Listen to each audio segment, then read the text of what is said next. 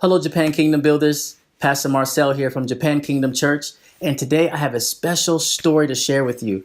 It's a story of miracles, a story of purpose, a story that shows you that God can do anything. Stay tuned.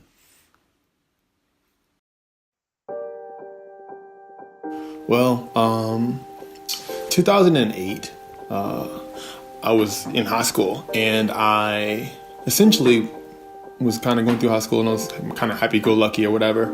And around, I want to say, election time of that year, I wound up suddenly, for some reason, getting sick. And the day before, the hospital that was closest to me was Centera, and that hospital got this crazy electric storm, lightning struck, and all the MRI machines and CT machines were down.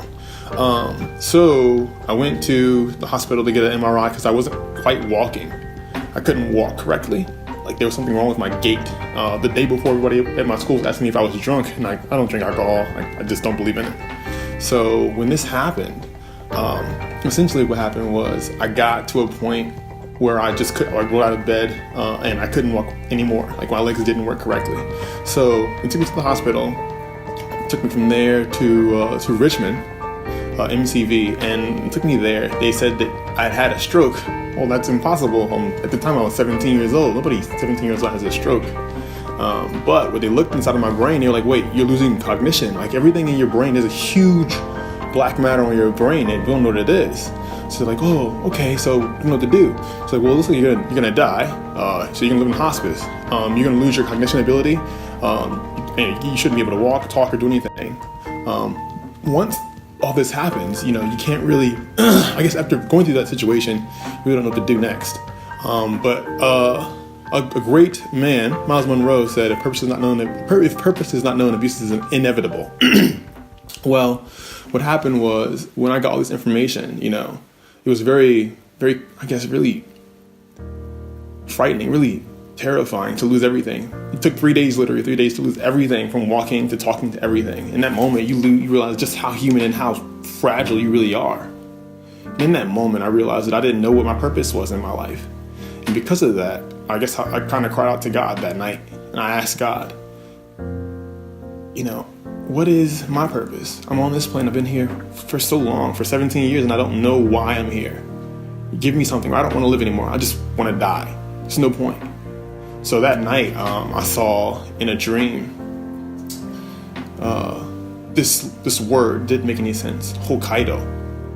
And I was like, God, God's making up words. That's ridiculous. There's a place called Hokkaido. It's silly. So I'm sitting down and I'm in the hospital, and the nurse, I'm saying it over and over. And I was in fall risk, so that was not allowed out of the room. I asked the nurse, and I was like, you ever heard of a place called Hokkaido? She's like, oh, that's in Japan. I'm like, Japan? Okay, God, I get it. All right, so Japan it is. So I'm going to start learning Japanese. I'm going to start figuring this stuff out. And I begin to foster this dream inside of my heart, and I kind of continue more and more with that. However, all those things that continued on in my life, I guess, I kind of didn't really know how to get to point A to point B. But I didn't know, okay, just because you're supposed to go to Japan doesn't mean you know what you're going to do there. So what was something really interesting and really close to my heart was watching a lot of anime. But I used to see, sometimes in different animes about like homeless people in situations. I thought to myself, well, are there homeless people in Japan? And I know that I've been through a lot of things in my life where sometimes I didn't have a place to stay or crash. So I thought to myself, well, the people in Japan that have the same issue, maybe. So I really want to be a part of some kind of ministry where I can actually invest in people in that way. I looked all around and I didn't see any ministries for a long time. But also I didn't really understand how to read Japanese. So, it's kind of a double-edged sword there. But nevertheless, I found myself, just praying for Japan, praying for some ministry to be there every day, all the time, just hoping that somebody, somewhere would be doing something. And it just really moved my heart. I used to look up, Japanese worship songs on YouTube, and I would rarely find them. It really would bother me in my heart, because that's something that's really important to me. I really fell in love with Japan when God told me that's what I was supposed to do. And I had a really gentle, soft heart towards that. That means so much to me. I don't know why, just God gave it to me immediately when He gave me that purpose. So ever since then, I've just been trying to work my way towards finally getting here, and I'm finally here. Woo woo!